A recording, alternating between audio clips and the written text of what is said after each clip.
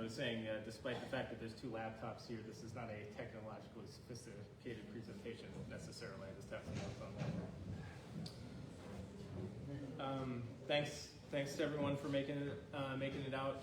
If I'm speaking too softly, let me know. Or if there's anything else, feel free to raise your hand at any time. So today and next week, we're going to be talking about what writings have survived from ancient Israel apart from the Old Testament. We have the Bible from ancient Israel, the Old Testament. Do we have anything else? If we do, what's the extent of it? What's the nature of it?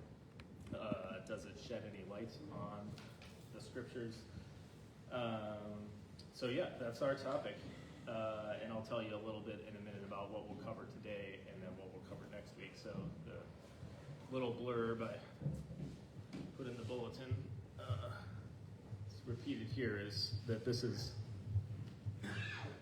a look at some of the most interesting inscriptions that we have from ancient Israel and its close neighbors, with a focus on how they can deepen our understanding of the biblical world and how they occasionally intersect with passages of Scripture. One of the things that I'm always struck by when studying the ancient world, and especially this kind of material, is how little of it we have. And if you happen to be here for the ancient Israel's neighbors presentation I gave a year or two ago, that was one of the points that I was trying to underscore there, is we just have very little evidence about a lot of these people groups and their religion and their writings, their politics, etc. And so there's tons of people from the ancient world that we know nothing about. And so I was thinking, this is maybe a little bit of a tenuous connection, but it made me think there are many people living now of whom we know nothing or very little, and I thought especially of people who are forgotten or not known by many. So I thought, again, a little tenuous, but I thought maybe it could put us in a good frame of mind to, I'll read a prayer from the Book of Common Prayer about those who are neglected or forgotten. It made me think of that. So why don't you pray with me? Almighty and most merciful God, we remember before you all poor and neglected persons whom it would be easy for us to forget, the homeless and the destitute, the old and the sick, and all who have none to care for them. Help us to heal those who are broken in body or spirit, and to turn their sorrow into joy. Grant this, O God, for the love of your Son, who for our sake became poor, Jesus Christ our Lord. Amen. Amen. Many have gone before whom we cannot reach out to, but there are those we can reach out to who we may not know. All right, so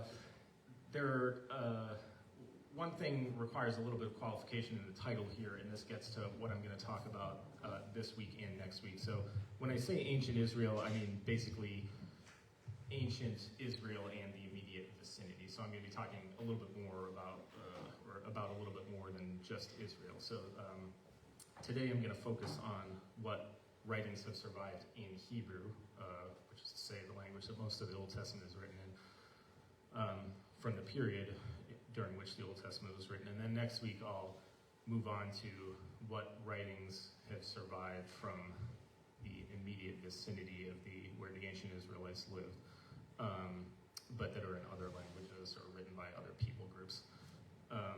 And these other people groups were often, the languages were very similar to Hebrew, and that people were living very close to them, so it's a small area, but there are some distinctions. And actually, one of the kind of preview of coming attractions, one of the things we'll talk about next week is there are a few important and interesting, particularly interesting inscriptions from groups that were not Israel, like the Arameans, or the Moabites, where they basically are presenting things that occur, they're relating accounts that occur in the Bible as well, but from a different perspective. So there's not many of those, but there are at least 2 or 3, and so we'll look at those next week. So I hope that'll be interesting. A little comparative historiography, as it were. All right, so where to start here? So there is a handout, and it's just two-sided. I'm sorry, the print is a bit small. I was just trying to cram relevant scripture passages, and I will just kind of summarize the longer ones, maybe read a tiny bit, and then the shorter ones we can read together, so don't worry about trying to process all that information. It's more for reference. So we will get to those, and I will discuss those passages as they are relevant for the inscriptions we're talking about. But before we jump into what Hebrew inscriptions or texts that we have from the time of the Old Testament, I want to just take a step back to contextualize and kind of talk about what were these inscriptions written in terms of media, language, script. So in terms of the history of writing, when was writing invented? Well, the earliest extant writing we have is from about 3200, 3300 BCE. It seems that writing was invented in ancient Egypt and in Mesopotamia within about 100 years of each other around that time, which is kind of a remarkable coincidence. I was talking to Joanna last night. She said, must have been aliens brought it down or something. It's too much of a coincidence. So like, that's an interesting theory.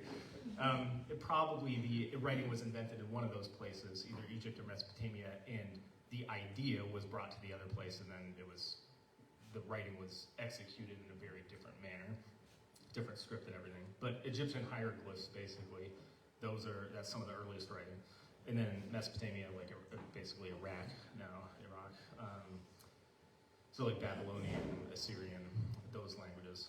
The writing was in use since about that time, so a little more than 3,000 years before the time of Jesus.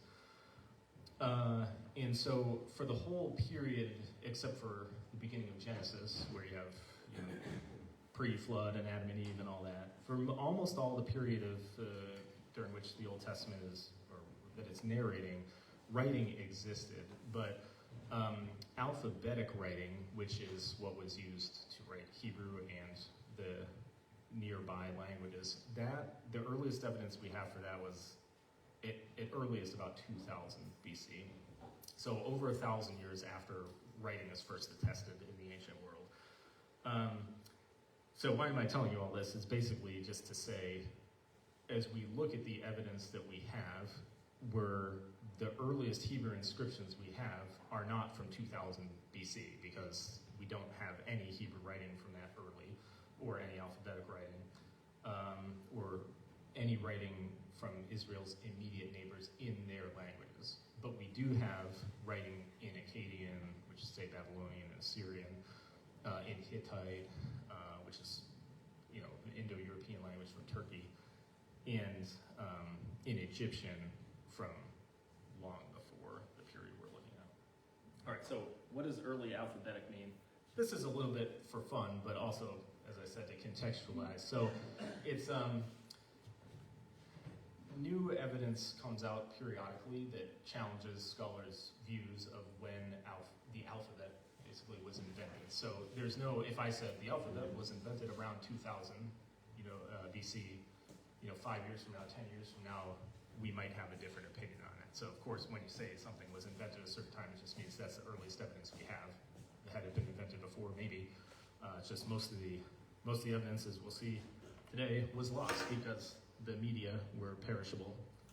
Let me know if I knock that or you can't hear. So I'm just going to show you a couple of the earliest inscriptions we have in alphabetic material, and again, just to give a sense of the sparsity of them, and then how they developed into the Hebrew alphabet, and then we start getting inscriptions much later. So there's this place called Wadi el-Hol. I think it means like the Gulch of Terrors or something. It's in Egypt, and scholars discovered, I think this was even in the 90s, it wasn't that long ago, maybe it's before, a few inscriptions in this cave. And so there were people doing turquoise mining here. And so one theme we'll come back to again and again, and I'm sure you're aware of, is when you're dealing with archaeological artifacts, whether they're inscriptions or pots or whatever, context is very important. But a lot of the time, the context only tells you a little bit. And so you can make suppositions, you can speculate, but it's hard often to know who wrote what you're looking at, what the purpose of it was, how it functioned.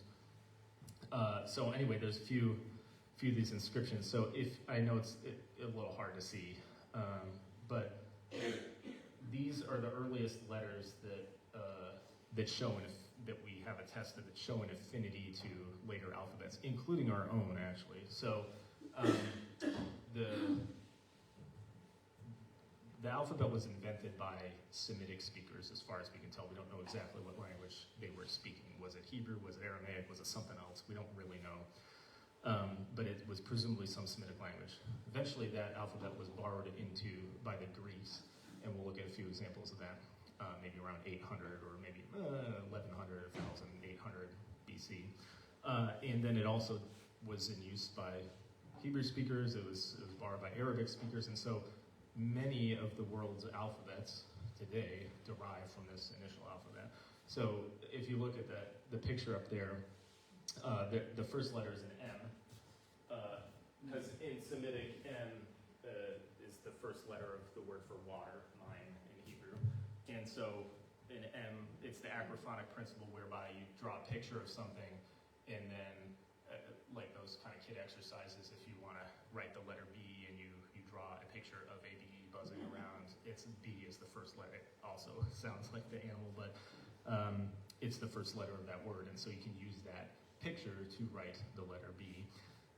So M is the first letter of the word for water, and our M still basically looks like that. Its origin is a picture of water. The T is the same. T is it's this third letter here. It's just a cross. It's like a mark, and so the T didn't really change. This is Hey, H, which is like this kind of dude dancing here, which is like a really cool version of it, because they had to chisel this on rock. So, the later inscriptions, things are written in a more calligraphic or cursive way, because it's with ink, at least some of them. But when you're chiseling, you have to be a little bit more, maybe linear. And so that became eventually our letter E. So our E, it's actually this kind of turned sideways, like, dude, go like this. Maybe just one or two more. So like, ayin is the Hebrew word for eye, like an eyeball, and this is a picture of an eye. Again, I'm sorry, it's kind of hard to see. But then that eventually became our O, and so our O was originally a picture of an eye. And then, one of the more fun ones is the ox head, the A, and we can look at this more in detail later. But so aleph is the word in Hebrew, at least the way we pronounce it now, for ox or bull.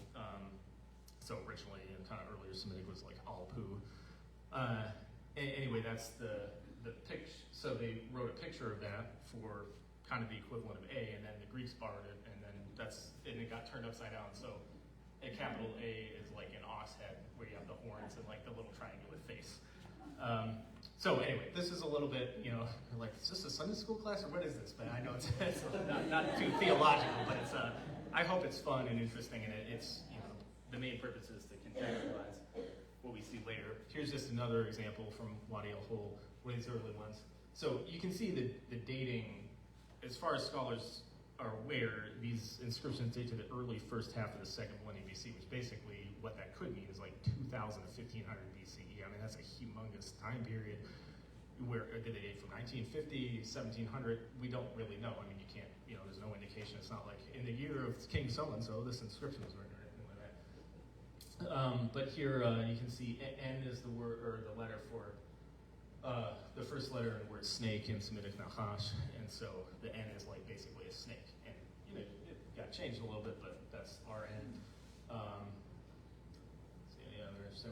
There's another dancing hey person, and like the letter R, Rosh, is the word for head in Hebrew, and so the letter R is a picture of a head, and we can look a little bit later at how a picture of a head became our R.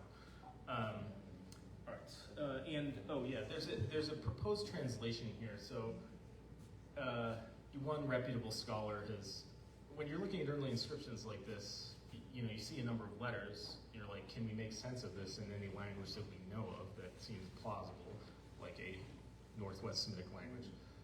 And so one scholar has proposed that to translate this as, "O Lord, appoint life for us if it pleases you." Is that, you can see a lot of question marks there. Is that actually what it means? We don't know.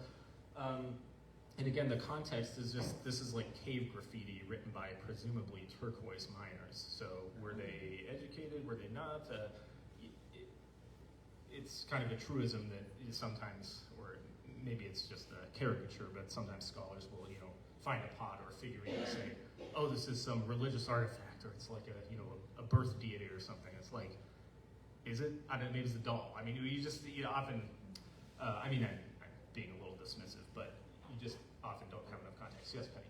Do they know if everybody used the same characters when they wrote? That's a good question. There's enough uniformity in the characters across the centuries that, in terms of the alphabet, that it's, yes, it's basically a pretty limited number, about 30. And there's just, sometimes you'll have gaps, like in the second millennium here, we just have a few dozen inscriptions, and so they all seem to use the same or similar characters. But yeah, it's always a question of, if you think of, if everybody here in this room took a piece of paper and wrote something down, we would notice small differences in the handwriting, and we've been kind of formally trained in generally the same educational system. But back here, how were people learning? Were there schools? Were people just kind of, we don't know. And so there actually is a remarkable uniformity in terms of the number of characters and the basic shape of them. They change over time, just as alphabets or writing systems tend to do. Does that answer your question? Yes, ma'am. They write left to right or right to left? That's a good question. So the question is, did they write left to right or right to left? So if you're familiar with Hebrew or Arabic or other Semitic languages, many of them are written right to left. Not all of them. Ugaritic, for example, is written left to right. Ugarics relate to Hebrew, ancient language. So with something like this, if this translation is correct, that's reading it right to left. So basically, if you find a short inscription, you have to parse out what you think the letters are, and then see, does this possibly make sense left to right or right to left? And sometimes you get different orientations. So some of the early inscriptions are written left to right, so appear to be. Some are written right to left, but it is complicated by the fact that you can't always tell what they say. Which is related to the fact that you don't know which way to read it. Some are written boustrophodon, as the ox plows, as the Greek word is the ox plow, so it's like going along the furrows, and so like write it right to left, and then you get to the other side of the page, and then you don't have a typewriter where you hit the carriage return, so you just keep writing there.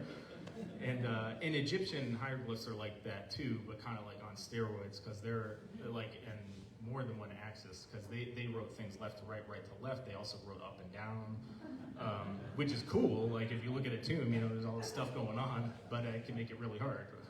And there's many other things that are hard about reading hieroglyphs.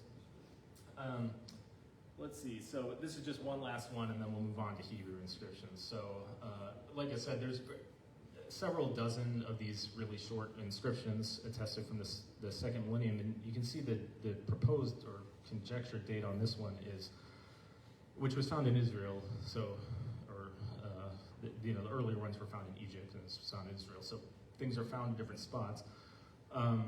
And this one is from probably like 700 or 800 years later than the others, so apropos of Penny's question, it's kind of remarkable because the letter forms, well, they're different. You can see, so the A here, that looks exactly like our A today, which is cool. And so that's not a picture of an ox face. So it has developed, or like this is a shin, which if you know Greek, it's like sigma, which, so Hebrew shin became Greek sigma. Greek doesn't have a sh sign. And that eventually became our S. We just wrote it, or the Latin speakers wrote it in a cursive way. Here's the M again, so the M does look the same. So part of it's just, how much did things change over time. But that is kind of amazing. It's like hundreds of years later, and the letters have changed a little bit. But there's always the question of media, too. These few things are on stone or pottery, and so writing on hard media, like stone and pottery, is more conservative because you have to chisel it or incise it with something sharp, whereas writing with ink is less conservative. It changes more the letter shapes because you write it fast. And so if you're familiar with like Arabic script, sometimes from the perspective of, say, like an English speaker who doesn't know Arabic, and I include myself largely, I know a tiny bit of Arabic, but not much. Those letter forms, a lot of them are very similar to each other, and that's because, and so it can be really hard because you think like a lot of this looks the same. But that's because Arabic developed as this like super cursive way of developed from the Nabatean script. So like Petra, that place that's the Nabateans lived there, and they were writing like really fast account texts and like economic stuff. And then so like the faster you write, the kind of like more smoothed out and cursive things become. Which is just to say, it's not just like the time factor that one needs to think about, it's also the medium.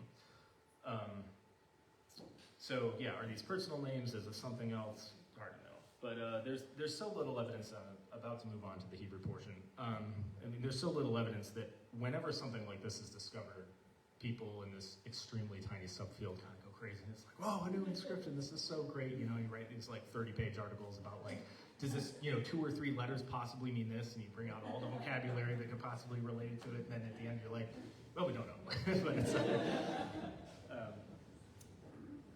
all right, so that's just to kind of reiterate the context. So we're going to start talking about Hebrew inscriptions. Here, I'll put one in there. And so once we start looking at Hebrew inscriptions, the earliest ones that we have are from about 1000 BC. And so does this mean that Hebrew did not exist before then? No, it doesn't mean that. It just means that the earliest writing we have attested is from this early. But alphabetic writing existed almost 1,000 years before this, and writing existed, as far as we know, at least 2,000 years before we have any Hebrew writing. So there's all these interesting questions that I am definitely not going to address today, unless you want to talk about them, but I'm sure I would learn more from you than you would from me about what does this say about, who was speaking what languages, when, was... sometimes people say like, oh, Adam and Eve, they were speaking Hebrew in the garden. That's like the real language of the garden of God or heaven. It's like, did Hebrew even exist back then? But, the text is relating it as it's written in Hebrew, Moses writing in Hebrew, all these kind of interesting questions.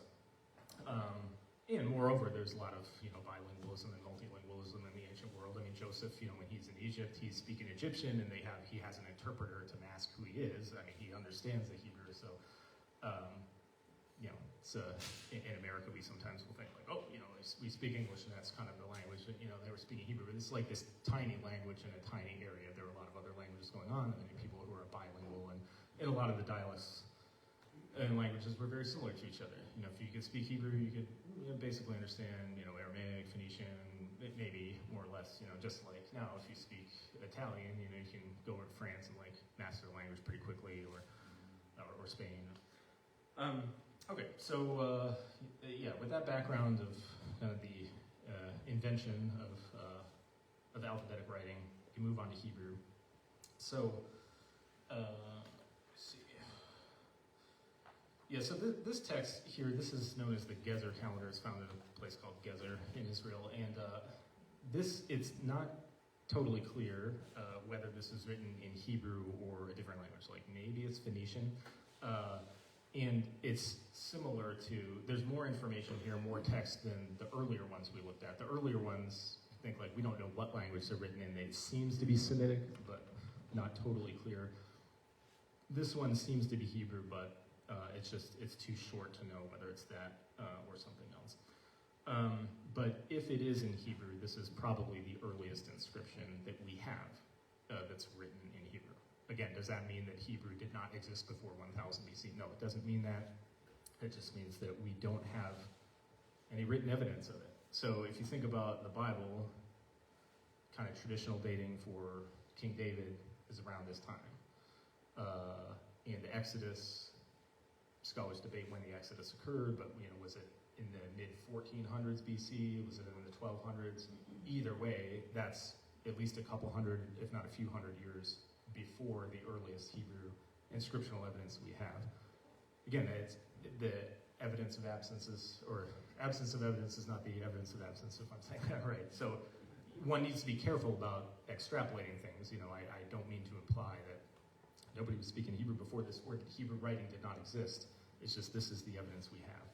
And we can talk later, and may phone a friend with my very educated colleagues here about, like Dead Sea Scrolls. People know a lot more than I do.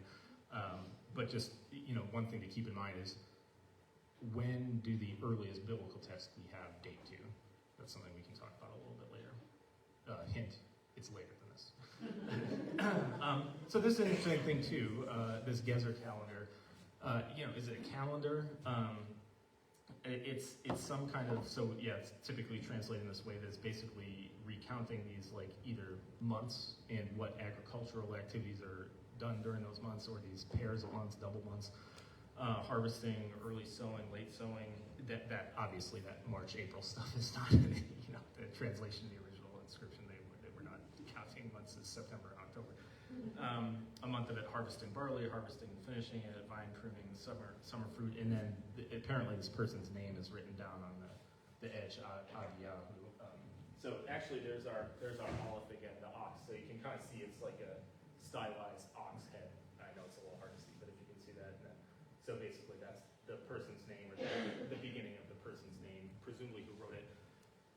People tend to think this is actually a school exercise based on the ductus, the way it's written. And so that's another thing you have to ask. Sometimes, we have so few inscriptions that we can find one and say like, oh man, this is such a big deal. And then you realize like, it's like one of our kids' homework that, kind of got thrown in the trash, which is still really amazing. It's just, it's not necessarily like, this is exactly how a master scribe would have written. So there's always those kind of questions. Just looking at the letter forms. Yeah, so you can see in terms of what we were talking about before with the conservatism of the letter forms, some of them do look pretty similar, like Shin, that which is actually like a bow and arrow, that looks pretty much the same, but some of the other forms, like the Aleph have evolved somewhat. And actually, the Aleph is written on the side up here. Just thinking, like Kof, like that's a picture of a head, like a skull, so it's like you can kind of see it's like a neck and a head, but it's becoming more stylized. And then by the time we get to English, they're even more stylized, but they're the basic same things. All right, so I'd like to talk now about a little bit about genre. So what are the kinds of texts that we have? So to zoom out again, I was talking before about the beginning of writing, or the earliest attested writing is in Akkadian in modern day Iraq, and like Babylonian and Sumerian and Assyrian, and then there's also writing attested in the second millennium among the Hittites in Turkey, and then among the Egyptians. So basically, around where Israel is, there were these huge empires that ruled for hundreds, thousands of years. And we have a lot of literature from those empires. In fact, there's more extant Akkadian literature, which is say Babylonian and Assyrian, than there is Latin literature in the world. There's just tons of it. Now, a lot of it's economic stuff, like receipts, or like, pay this person this much, or that kind of thing. Stuff that we would consider mundane, but that's still like pretty amazing to have.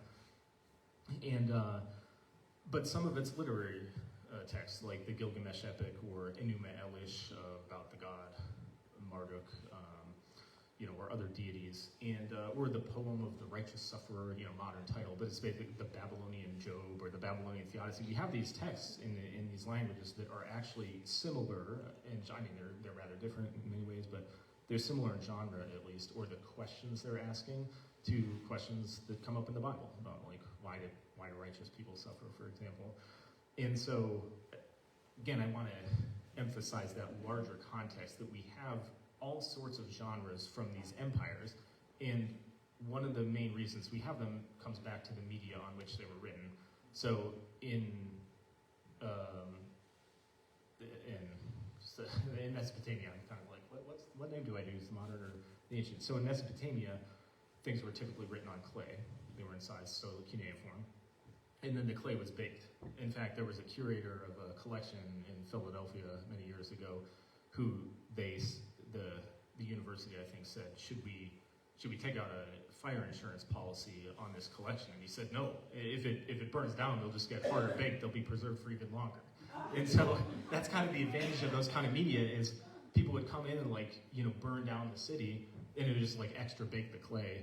And so like then we have it, even better preserved. And so it's kind of remarkable that we have all that ancient literature. But yeah, and then in Egypt, the temperature is so dry that stuff was preserved. So they wrote on papyrus a lot, which we'll talk a little bit about how in ancient Israel, presumably a lot was written on papyrus, but most of it perished because of the climate, whereas in Egypt things were kept in certain places or were so dry that it survived. And that's part too why we might think like, oh, the Egyptians were so obsessed about death, for example. I mean, maybe they were, but we have a lot of their stuff preserved from tombs, So it's always all these complex questions of like the accident of discovery or what gets preserved. Oh yes. So back to the genres of the text that we have from ancient Israel. As I mentioned a minute ago, there was presumably a lot that was written on perishable media, like papyrus with ink, but it's almost all perished. And so that means that the extant genres that we have are pretty limited, and they're limited to things that people would have written on stone, which is to say typically more monumental inscriptions, because if you're just kind of an average person who knows how to write, which is actually probably a very small percentage of the population, you're not just going to go grab some stone and execute some finely chiseled thing. That was more expensive, or we'll see one thing a little later that's made out of silver. A random average person not going to take some silver and write on it. But people had pots that were always breaking cups and stuff, and so this is a good lesson to us in terms of environmental stewardship. They were always taking their like chunks of pottery and writing letters on them, or notes or receipts, or their list for market basket, whatever people that was. I mean, some of these do come off as that kind of list, like give sheep to this person or wine. I mean, it wasn't probably like the average person. It was more like the royal household saying like deliver the wine to this, or military stuff. So I'll talk about the few major genres that are attested in Hebrew inscriptions. Is basically like receipts and economic texts that are pretty low key in terms of their content and length, and letters, which can be very short and broken, and so a lot of time from a letter or the text is abraded, so you basically can hardly read them or hardly get out much out of them. But in some cases, the letters are a little bit better preserved, and you can get some interesting information. So we'll look at that, and then the other genre is kind of a little more of a grab bag, some kind of stuff that. Well, we'll look at it later, some kind of religiously interesting text. So there are a few things where you say like, oh wow, this is startlingly different from some of the others. So there are a few of those. Okay, so let's look at some receipts first, which probably sounds like an extremely boring thing to say. Let's look at some ancient receipts. But just to give you a sense, because when you're reading the Bible, there's some like really scintillating stories, as again my very learned colleagues have presented on here, and like really interesting from a literary perspective, intrigue, relationships with, between people, among people, people groups with God. There's a lot going on. So you might think like, oh yeah, we get these inscriptions. We got some more stories about Samson or something. No, not at all. It's just that it's different. So here, I'll just read a few excerpts that I have that I'm not going to project, but these are kind of things that are written. They're written on this the kind of medium you see here, like a piece of pottery. So here's one. Now, I'll read a few from Samaria. So there's this cache of ostraka, which just means like clay shards. It was found in Samaria, so that's the capital of Israel, the northern kingdom. So like Ahab is called the king of Samaria, for example. So here's one. In the 9th year, from Kotso to Gadiyao, a jar of aged wine. Boom, there it is. So, okay, I mean, it's cool. Again, when you find one of these things, you're like, wow, this is like almost 3,000 years old. We can read it. It's amazing. It really is amazing. And, here are these people. We know nothing about their lives except that they delivered a jar of aged wine to each other. It's like, and what does that mean? Is it for the palace? Is it for the military? So you try to piece together what you can. Okay, here's another one. In the 10th year from Azza to Gadiyao, a jar of pure oil. Pretty cool. So again, we might, for us, like, oh, honey, go get some oil, olive oil at Market Basket. Okay. But this is like, it's a big deal to us in a way, but we really have trouble contextualizing it largely. So this is the kind of stuff you get. I won't belabor this too much, but maybe I'll just... Now here's one that's, okay, I'll just read this. In the 15th year from Hogla to Hanan, Bara, son of Yaunatan. So there's my name, Jonathan. It's like this guy named Jonathan, a 3,000-year-old-ish text. Like, that's pretty cool. So, again, it does, when you're studying the ancient world, it seems so distant from us, but there's sometimes these little hints that pop about, in a letter they'll say like, Paul says in the New Testament, like, bring my parchments. There's just these little human things that make you think like, oh yeah, this is just kind of a regular person just like me. Which is pretty cool. And then this one that's on the screen right now. So this one says, at least in as much as we think we understand it, Baruch, greeting Baruch, the shepherds listened, he will count 3 measures of barley. Okay, again, without context, what exactly is going on? Joanna was telling me you got like this amount of space and you use the same word Baruch twice. Like why are you gotta use this space, look at all the white space. But it just, again, points to the fact that it's hard for us to contextualize. Also, Baruch, that means blessed. So is this the person named Baruch, just like that name exists now in Israel? Or does it mean blessed? It's hard sometimes to know if something's a name or not. But you can see there's just fun stuff like the M. There's an M. So actually it looks like our M, or if you know Greek, it looks even more like a Greek M a little bit. But it's got this gigantic descender, So was this person a fine artist? Would they have studied with Bruce at Gordon College if they had lived out? Maybe they would have. But yeah, so there it is. So occasionally we have these little snippets that are maybe a little bit more interesting. So Jonathan? Yes, sir. There's a statute of limitations on keeping receipts in case you get audited. 2,000 years is a long time. It is a long time, yeah. So hopefully the IRS... Well, why would they write them on stone or on pottery? That's a really good question. Again, if anybody here knows more than I about any question that's asked, please jump in. So yeah, Bruce asked, why would they write these on stone or pottery? I mean, assuming there's such a proliferation. In fact, papyrus, I don't know the economics of it, and maybe y'all do. Papyrus did take more to create. I mean, because you have to get the papyrus plan, it's not, I don't know how native it is. I mean, it's native to Egypt, but was there papyrus in Israel? I don't know. I mean, Byblos was at least an importer export or something of papyrus. So there were, it's just like paper we think of as like cheap, but yeah, stone actually, or like, maybe not stone, although of course, in a small way, there's always like rocks around in Israel, but if you're actually coming with like a large or dressed stone, that's something different, of course. But like clay, it is cheaper, yeah. Parchment would be hard because it's a long process to make too. Thanks, honey. So yeah, parchment, so making animal skins, that's complex and a long process. Yes. And enough people broke pots accidentally that would just be out in the trash and you could grab one. Exactly. Yeah, enough people broke pots that you could just grab one and write on it. So yeah. Like a scrap of paper. Like a scrap of paper, yeah. So that is kind of a cultural thing that for us, yeah, paper is kind of ubiquitous.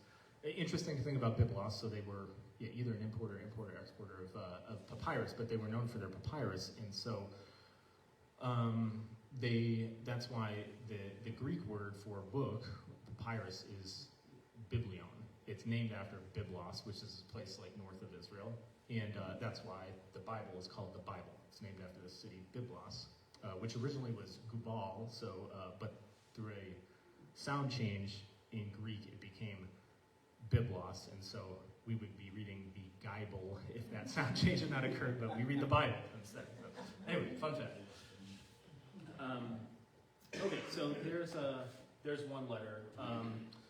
So I'll read a few letters now. Before I get to this letter, I'll just read a few that are from, there's a couple locations, so archaeologists excavate various places as they have time, money, as the political situation allows them, as they can get under cities, some large cities like Amman, for example, that's mentioned in the Bible, but you can't excavate it because there's like people living there. or you think of the Temple Mount and things like that. So anyway, there are, at some sites that have been excavated, sometimes they find writing. Not all the time, but sometimes they do. And so there are a couple places in Israel where archaeologists have discovered in the last 100, 150 years, I was going to say large, but it depends on your perspective, moderate to large caches of letters, basically, or receipts. And so one of those was Samaria, like I said, where various receipts have been found, Ahab city. Another place is Arad,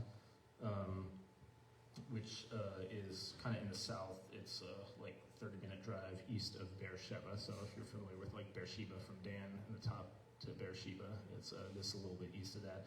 So basically we have some letters from Arad. So I'll just kind of read the text of a few of those.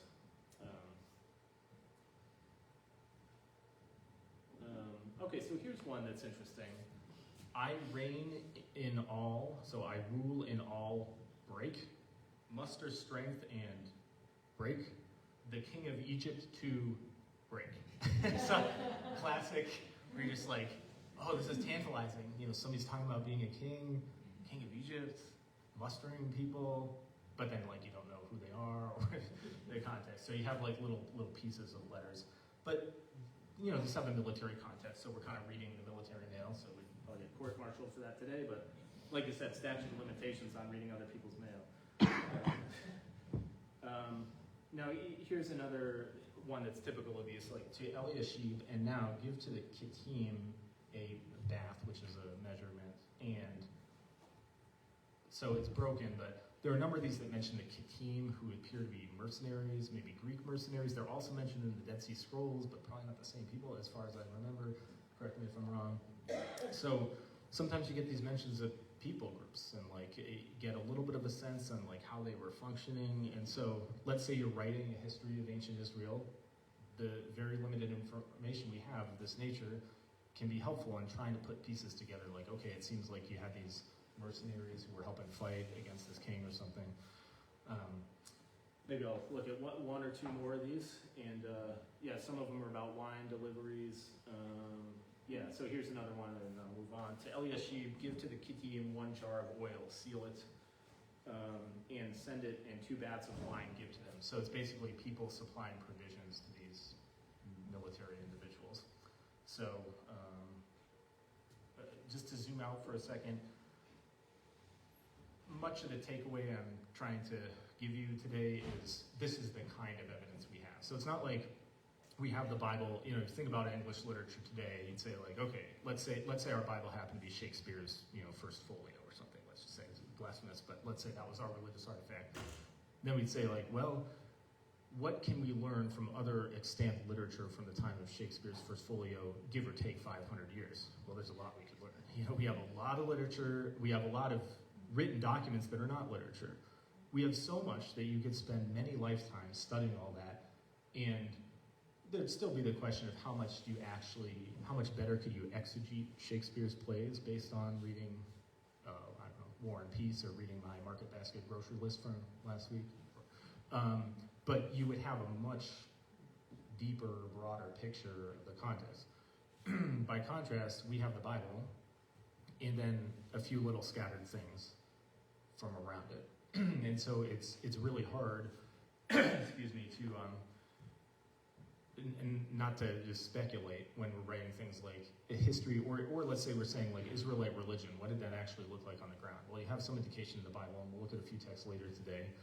But so, the Bible talks about like Israel going after other gods. What did that actually look like? What did the idols that they were making actually look like? How did they worship them? You have to piece stuff together from pottery finds, finds of figurines, artifacts, a few inscriptions, but there's just not a lot of data. I mentioned last time when I was presenting, there's this festschrift for somebody in Semitics called "Working with No Data," and so that's kind of like how we often feel.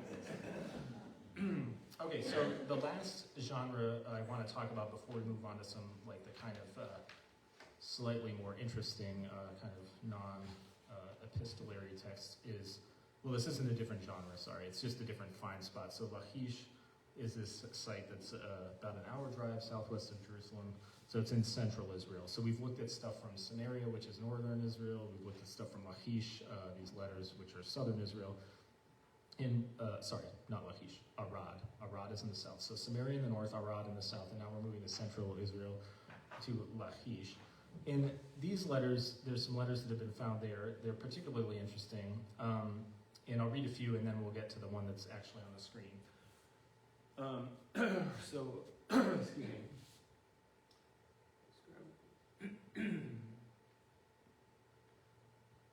So the Lachish letters are particularly, excuse me, interesting because they date to just before the time of the exile, and they're written by military commanders to each other or military personnel, and they're kind of describing what things were like when the Babylonians were attacking Judah.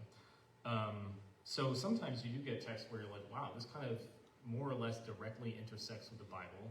I mean, it typically is not, it doesn't intersect so much that you're like, wow, this is just like it's in the Bible, but it's the same kind of scene or milieu. So I'll read a couple of these just to give a sense. All right, so this is one of the Lachish letters dating to a little bit before the Babylonian exile, which was around 586 BC. All right, so may Yahweh cause my Lord to hear news of peace and good. So that's interesting because they're mentioning Yahweh. That's like fascinating because if you look at these earlier texts, we saw from like 1,000 years before, according to the Bible, people were worshiping Yahweh back then, but we don't have texts that mention Yahweh. But here, people are writing a letter and be like, may you be well, may Yahweh bless you. It's like all of a sudden you're kind of in this, oh yeah, that's like the biblical world. That's how they're greeting each other. Here's a classic kind of like self-debasing comment. Who is your servant, a dog? That dogs were not as well liked in the ancient world, although that statement could be nuanced. Joanna is doing some research on animal studies right now, so I don't mean to say dogs were universally hated, but it's not like your beloved dog. Anyway, who is your servant, a dog, that you sent letters to your servant? Like this, your servant has returned letters to my Lord. May Yahweh cause you to see the harvest successfully today. To your servant will Tobiyahu come of the offspring of the king. Not totally clear how to translate the end. So, there's definitely more. You can feel it's more fleshed out than the earlier stuff we were looking at. But still, the context is a little hard to tell what's going on. But we know that this site was destroyed.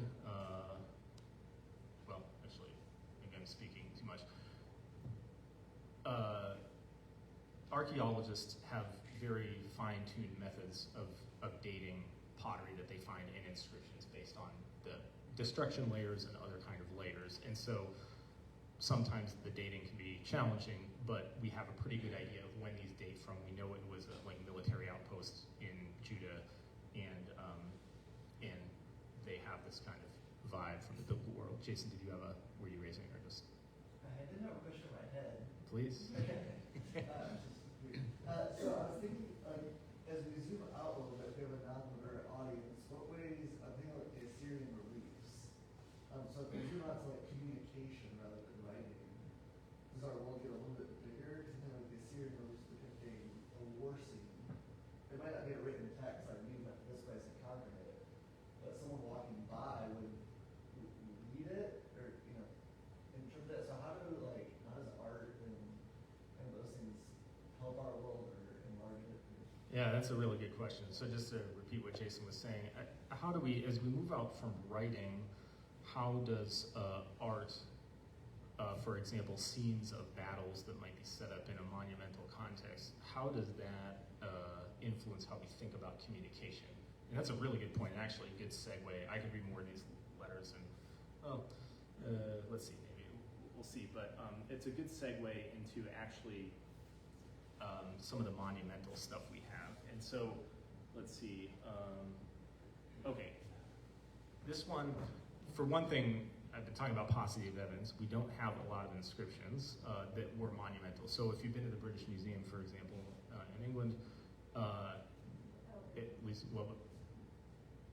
sorry, did somebody have a comment? There's the Assyrian reliefs, so they're basically taken from Nineveh. So it's just wall upon wall, very long. The Assyrians doing really nasty things to people. They're conquering them, they have spears, they're setting fire and stuff. obviously that's meant to communicate a certain thing, like don't mess with us. This is what will happen, and we're really great militarily, politically, etc. So from Israel, and you can think of Roman analogies, we don't have much from Israel, at least from the Iron Age, which is to say like mid-first millennium BC. So we can maybe just look at one or two of the few kind of more monumental ones we have.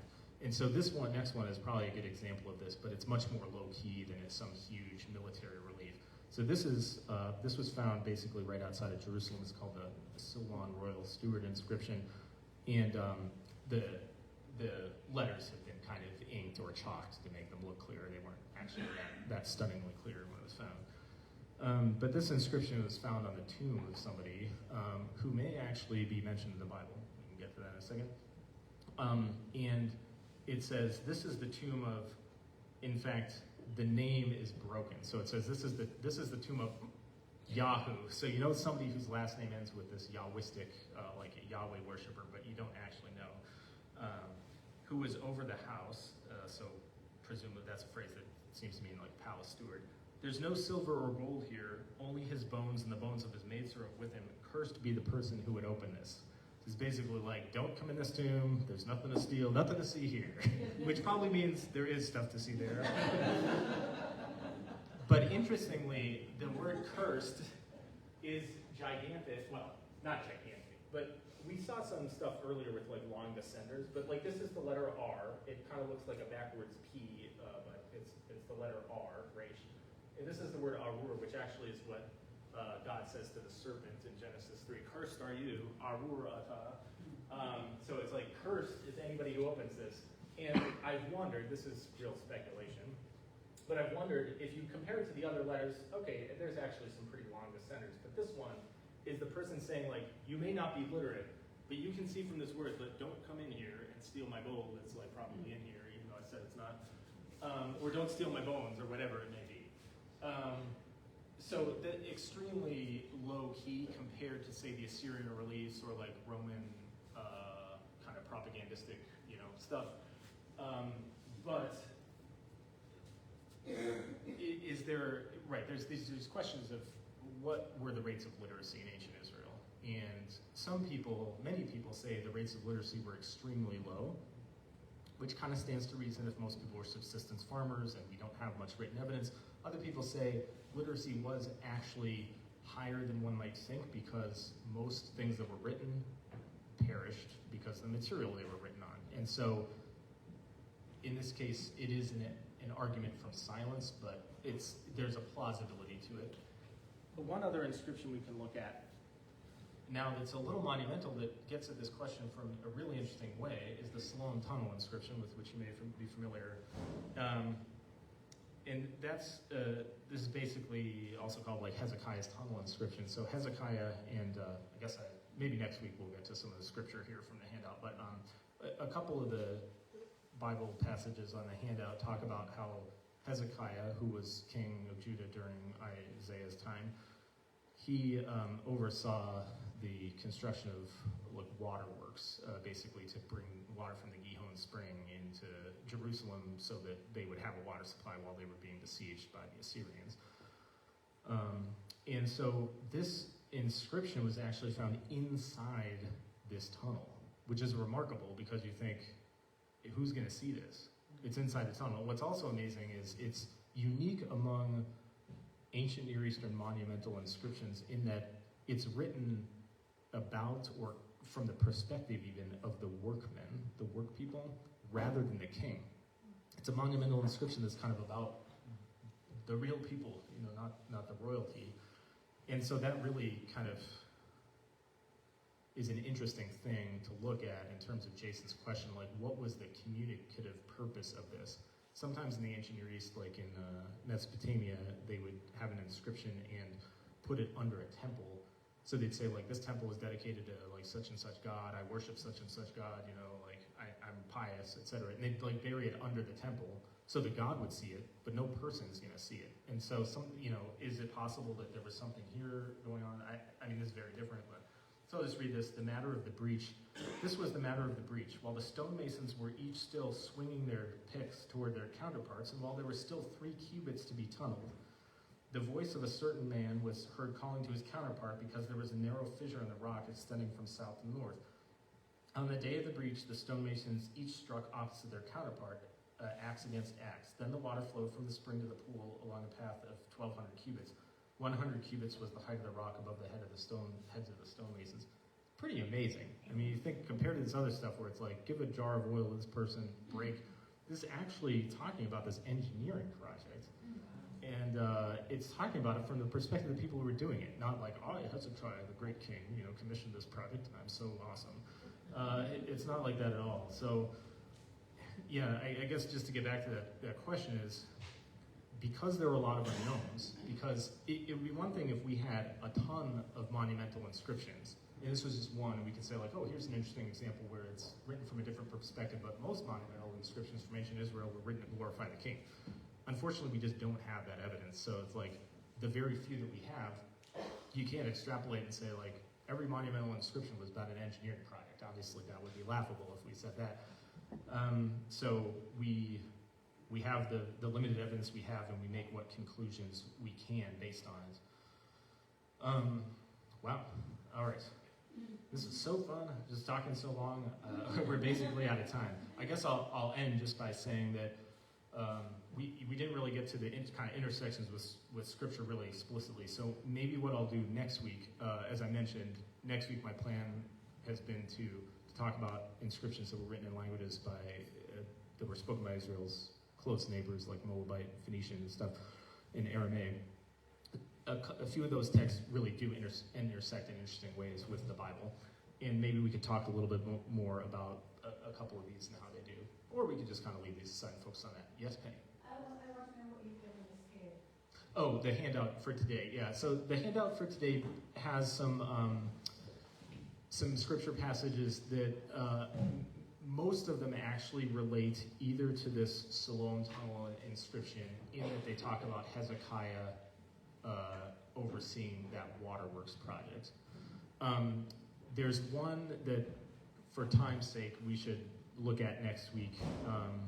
There are actually 2 that we'll look at that are relevant to the handout. So I'll collect the handouts and I'll bring them back next time. But one of them is the priestly, the priestly blessing from Numbers 6, like the Lord bless you and keep you. We actually have that written on a little silver amulet. So we can talk about that next week, like why do we have that, and what's the importance of it. And then this other letter that we have,